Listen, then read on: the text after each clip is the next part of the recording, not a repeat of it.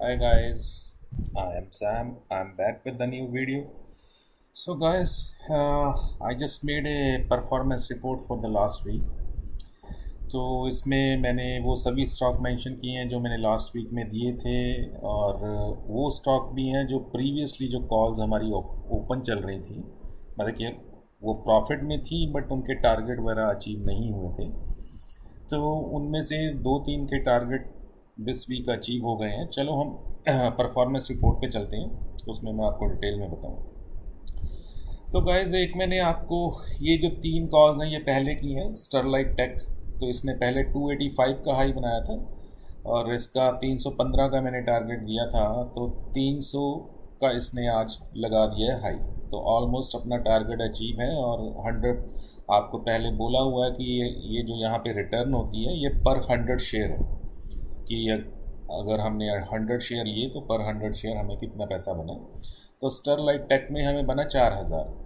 ठीक है। KPIT मैंने आपको 330 पे दिया था, इसने पहले भी कुछ 340-45 का हाई बनाया था। तो बट 400 का टारगेट था और ये 376 का इसने आज हाई लगा दिया, तो टारगेट ऑलमोस्ट अचीव्ड। ठीक है। आप में से कोई इसको रखना चाहता है आप रखिए, वो आप पे डिपेंड है, पर किसी ने प्रॉफिट बुक करना है वो कीजिए। तो इसमें हमें बना है 4600। और इन्फोसिस मैंने आपको बोला था कि ये 1900 तक जाएगा और इसने ऑलमोस्ट 1800 आज ही लगा दिया। ठीक है। 1790 का इसका आज का हाई है। तो अगर मैं आज के हाई से कंपेयर करके चलूँ और जिस रेट पे हमने एक स्टॉक कंसीडर किया था 1690 पे किया था और 1790 का हाई लगा दिया, पर 100 शेयर हमें बनते हैं 10,000। तो बाकी ये लास्ट वीक के स्टॉक हैं। यहाँ से शुरू करते हैं। IIFL वेल्थ मैनेजमेंट, ये 1685 यानी 1685 पे मैंने मतलब वीडियो बनाई थी। 1800 का टारगेट बोला था और इसने उसके बाद 1725 का हाई लगाया, उसके बाद ये रिवर्स हो लिया। ठीक है। बट 1725 तक भी अगर किसी ने प्रॉफिट बुक किया है तो 4000 बनता है। क्रॉम्पटन ग्रीव्स, इसके साथ भी सेम ही हुआ है। इसने अपना लाइफ टाइम हाई तोड़ा और उसके बाद इसने 512 का हाई बनाया, उसके बाद रिवर्स हो लिया। बट अभी भी पोजीशन ओपन है, मतलब हमारे टारगेट्स ओपन है। तो अगर हम आज तक का भी लगाएं तो इसने 20 रुपये मतलब ऊपर का दिखाया, 512 तक गया। तो अगर 100 शेयर लिए थे तो 2000 हमें बनता है। और उसके बाद मैंने आपको मोतीलाल ओसवाल कहा था, 815 का CMP था तब और 1050 तक मैंने बोला था कि ये जाएगा। तो इसने मोतीलाल ओसवाल ने कल 890 का हाई लगाया। अगर पर 100 शेयर हमें बनता है 7500, 7500 रुपया। धानु का एग्रीटेक मैंने बोला था कि 865 के ऊपर लेना है हमें, बट ये हमारा सिग्नल एक्टिवेट ही नहीं हुआ, ये 860 तक गया, 865 तक गया ही नहीं। तो इसीलिए मैंने यहाँ SNA लिखा है, यानी सिग्नल नॉट एक्टिवेटेड। तो नेक्स्ट स्टॉक है बजाज ऑटो। पोजीशन अभी भी ओपन है, 4200 का टारगेट है। बट अभी तक जो इसने हाई लगाया है वो 3880 का लगा है। उसके अकॉर्डिंगली पर 100 शेयर जो हमें बनता है 5800। फिर मैंने आपको बोला था वेंकीज इंडिया, 3060 पे था, 3600 का टारगेट है और इसने 3086 का हाई लगाया है। तो अब तक का जो हमारा प्रॉफिट है वो 2600 रुपये का है। मारुति बोला था 7014 पे टारगेट, सॉरी 6800 नहीं 7600 था, सॉरी फॉर दैट। बट इसने सिर्फ 7035 का हाई लगाया, उसके बाद ये अभी भी पोजीशन ओपन पड़ी है। तो अब तक भी हमें 2100 का प्रॉफिट ये दिखा चुका है। फिर मैंने सीएट बोला था आपको कि इसने ब्रेकआउट दिया है गाइस, कल इस पर नज़र रखना। और इसने अगले ही दिन 1470 का टारगेट था, अगले ही दिन इसने 1400 लगा दिया था, 1399 लगाया था, 1399, बट ऑलमोस्ट 1400। तो इसमें हमें नेक्स्ट ही मिल गया था 3900 पर 100 शेयर, 3900 रुपया पर 100 शेयर हमें मिल गया था। और मैंने आपको बोला था लिंडे इंडिया की, इसने ब्रेकआउट दिया है गाइस, इस पर नज़र रखना। तो इसका कोई टारगेट वगैरह नहीं था क्योंकि ये ब्रेकआउट स्टॉक था और ब्रेकआउट स्टॉक्स के कोई टारगेट नहीं होते क्योंकि वो एक ओपन स्काई जोन में होते हैं। ठीक है। तो उसका कोई टारगेट नहीं हो सकता, वहाँ पे कोई सपोर्ट, कोई रेजिस्टेंस, कोई प्रीवियस डाटा, कोई कुछ भी नहीं अवेलेबल होता। उसका यही होता है कि जितना मिल जाए बस लेके निकलो। तो 3832 का CMP था जब ये क्लोज हुआ था 3832 पे, और नेक्स्ट डे इसने 2945 का हाई लगाया। अगर मैं 3840 वगैरह पे भी लगा के चलूँ, क्योंकि ये 45 पे ओपन हुआ था शायद, 2845 पे ओपन हुआ था, तो अगर 100 रुपया लगाएं तब भी 10,000 बनता है, अगर CMP से लगाएं तब 13,000 बनता है।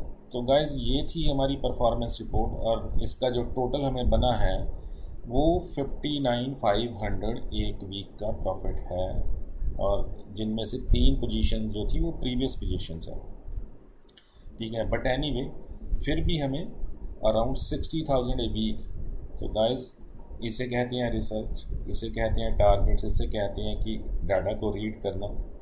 और मैं आपको एक बात बता दूं, इन्फोसिस अभी भी 1900 का टारगेट है और ये वहाँ जाएगा। इसका ओपन इंटरेस्ट डाटा, अगर आपके पास रिसोर्सेज हैं कि आप ऑप्शन चेन नहीं बोल रहा हूँ मैं, option chain is different thing, वो आपको कॉल पुट, वो आपको सपोर्ट रेजिस्टेंस वगैरह बताती हैं। पर अगर आपके पास रिसोर्सेज हैं कि आप ओपन इंटरेस्ट चेक कर सकते हैं किसी भी स्टॉक का, कोई ऐसा सोर्स है आपके पास, तो इन्फोसिस का ओपन इंटरेस्ट चेक कीजिए, इसका ओपन इंटरेस्ट कितना बड़ा है, ठीक है। तो मैं बिल्कुल कॉन्फिडेंट हूँ कि ये 1900 लगाएगा।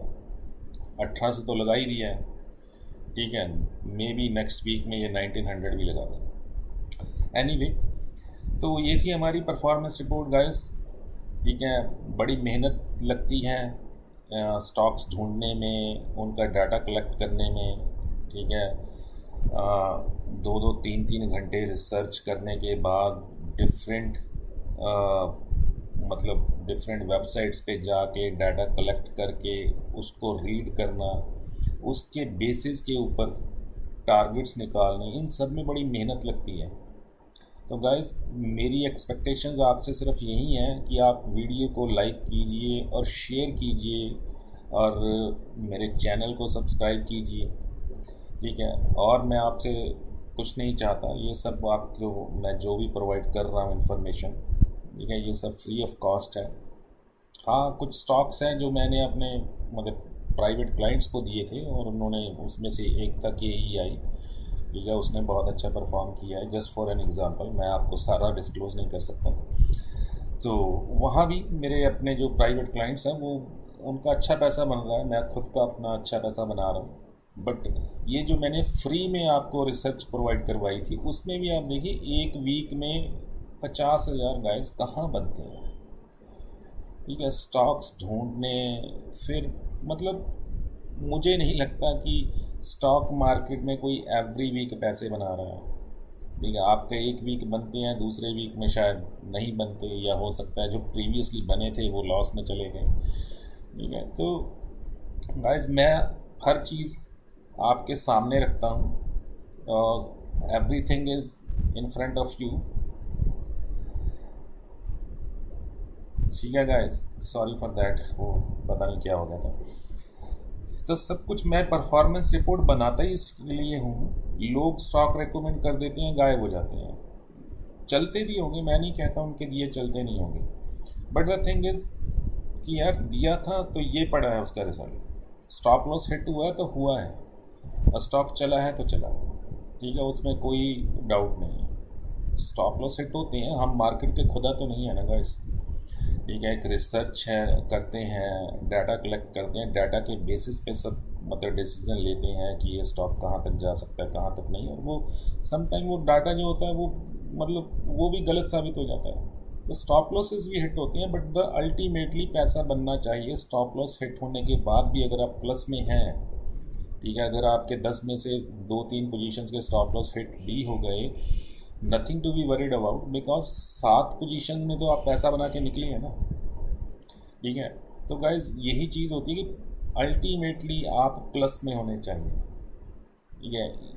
इसीलिए हम स्टॉक मार्केट में अपनी कैपिटल इन्वेस्ट करके बैठे हैं, वरना तो हम FD में रख देते, ठीक है, at least 5-6% what ever the bank gives. तो वो आता तो हमें, स्टॉक मार्केट में हम बैठे हैं कि यार 6% से ज़्यादा लेंगे, ठीक है। तो लूज़ करने के लिए तो नहीं बैठे ना गाइस। तो एनीवे मैं आप वीडियो को ज़्यादा लंबा नहीं करूँगा।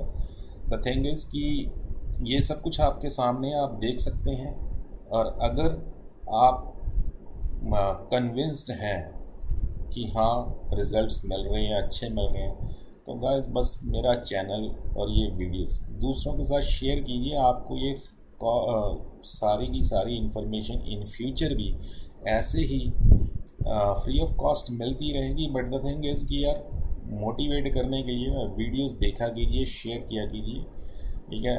इन फ्यूचर में आपको ये फ्री की जो रिसर्च है वो सब प्रोवाइड करता रहूँ, ठीक है। तो आपके पैसे बनेंगे अगर आप वो होते हैं ना लोग अपॉर्चुनिटी सीकर्स, कि हाँ जी मौका देखा, मौका ढूंढा, मौका मिला, मौका संभाला। तो मेरा इस बात का मतलब सिर्फ यही है कि भाई जहाँ पैसे बनते हैं प्रॉफिट को बुक कीजिए और निकलिए। टारगेट की वेट मत कीजिए कि टारगेट आएगा तब वहाँ तक बैठेंगे। अरे यार स्टॉक वापस नीचे आएगा फिर ले लेंगे।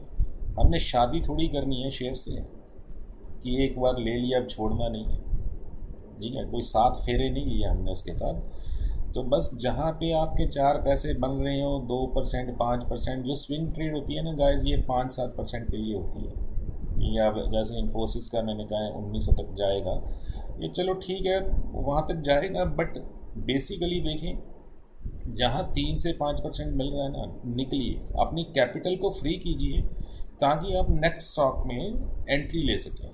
अगर एक ही स्टॉक में पैसा फंसा के बैठे रहे तो आप नेक्स्ट, मतलब मैंने कोई और दे दिया, जैसे इन्फोसिस के बाद ये मोतीलाल ओसवाल दे दिया, अगर आपका पैसा अभी तक इन्फोसिस में फंसा है तो मोतीलाल ओसवाल में आप कैसे एंट्री लेंगे, कहाँ से इतनी कैपिटल लेके आएंगे कि सभी स्टॉक्स में एंट्री लेते रहें। तो एनीवे जहाँ पे आपको 3% 5% मिलता है निकलिए। अगर और कोई स्टॉक है उसमें पैसा लगाइए, उससे बनाइए दूसरा स्टॉक, फिर नीचे आएगा तो हम फिर ले लेंगे। मैं तो यही करता हूँ, ये this is my style. I don't know what you guys think about it. तो guys thank you for watching and channel को सब्सक्राइब कीजिए and I will see you with the next video. Thank you again, bye bye for now.